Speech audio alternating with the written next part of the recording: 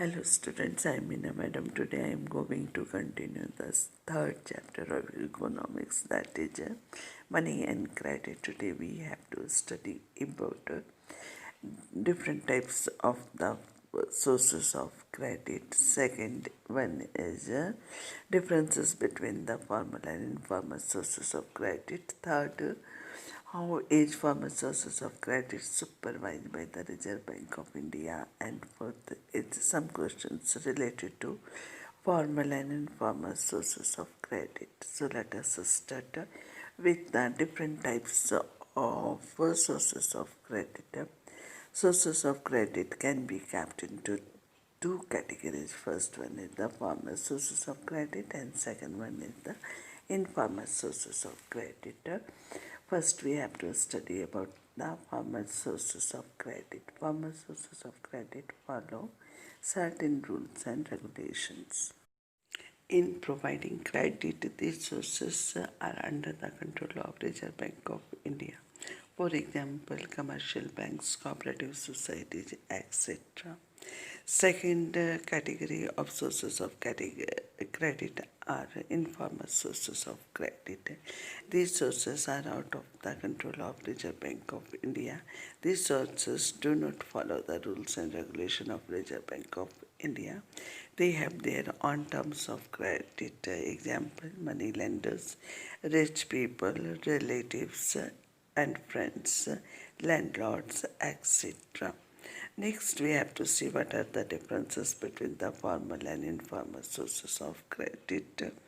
The very first one is whereas the formal sources of credit work under the control of Reserve Bank of India, for informal sources of credit are out of the control of Reserve Bank of India. Second is formal sources of credit follow Reserve Bank of India's rules and regulations, but informal sources of credit are having their own rules and regulation. Third is Reserve Bank of India supervises the activities of formal sources of credit time to time, but informal sources of credit are totally out of the control of, out of the reach of Reserve Bank of India. Fourth is formal sources of credit charge reasonable rate of interest, but informal sources of credit charge very high rate of interest.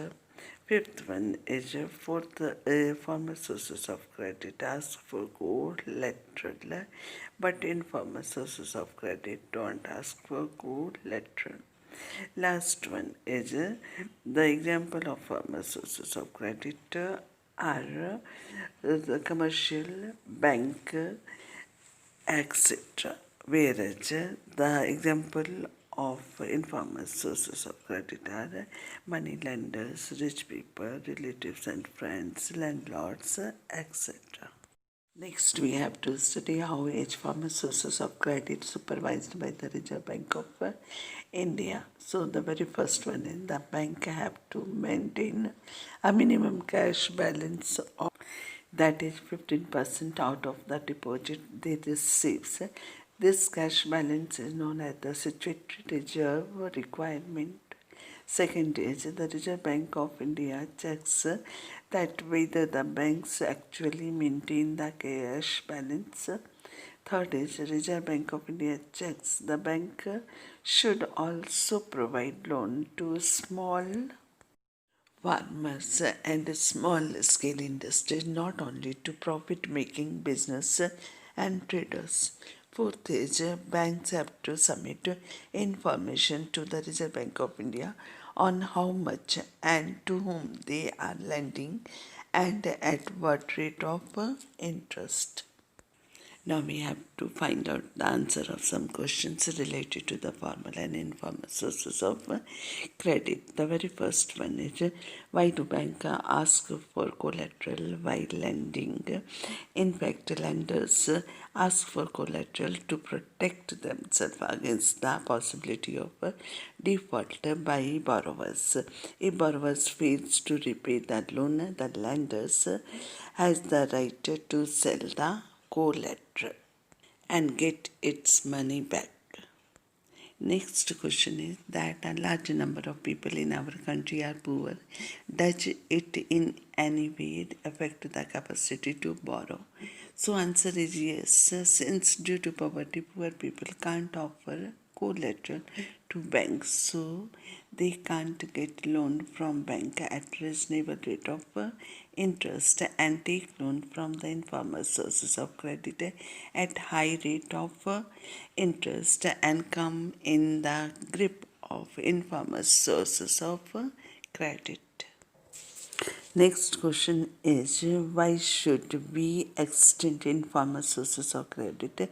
Since informal sources of credit provide loans at a reasonable rate of interest.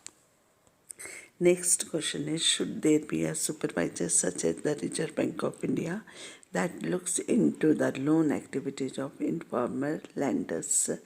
Why should its task be quite difficult? So answer is yes, but this involves many practical difficulties. First one is the informal sector consists of millions of individuals who have a different business of their own other than lending. Second is the poor borrowers will never come forward to complain against the powerful defaulting lenders. Now, next question is what is the role of the credit for development? Every enterprise needs finance enable an entrepreneur. Entrepreneur means one who set up industries to increase the size of an enterprise. In fact, every enterprise becomes viable. Viable means profitable when it reaches a particular size. So, to set up an enterprise of a minimum viable size, an entrepreneur will need credit if he does not have money on its own. Next one is that we see that on the top of the currency note is written granted by the central government. Here we must know what is the meaning of the granted by the central government. In fact, the currency notes are issued by the Reserve Bank of India. They carry the guarantee of the government of India. It means due to an economic crisis, if people lose trust in currency, the government of India as a guarantor will convert this paper note into some other asset of the same value. Now we have to study about the self-help group. Self-help group is the example of formal sources of credit. For self-help group is a group of people who pool their savings and provide loans at a reasonable rate whenever its member need of it. First of all, we must know its composition. It has 15 to 20 members. Its fund is formed with the savings of its members. Its members can take loan without offering any collateral at very reasonable rate of interest. Its members can take big loan from bank in the name of self-help group without any collateral for self-employment. Here, self-help group is responsible for the repayment of the loan. Now we have to see the objectives of self-help group. The very first one is providing loan without any collateral at reasonable rate of interest. Second is encourage savings among poor people.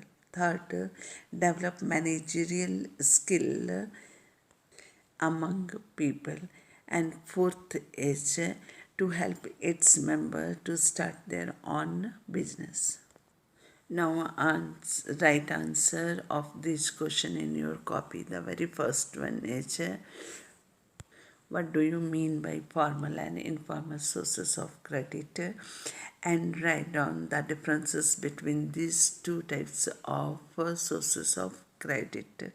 Second one is, in what ways does the Reserve Bank of India supervise the functioning of banks, and why is this necessary? Third is, why do we need to extend formal sources of credit in India? Fourth is, what is the basic idea behind the self-help group for the poor people? Fifth, why do banks ask for collateral while lending? Sixth, a large number of people in our country are poor.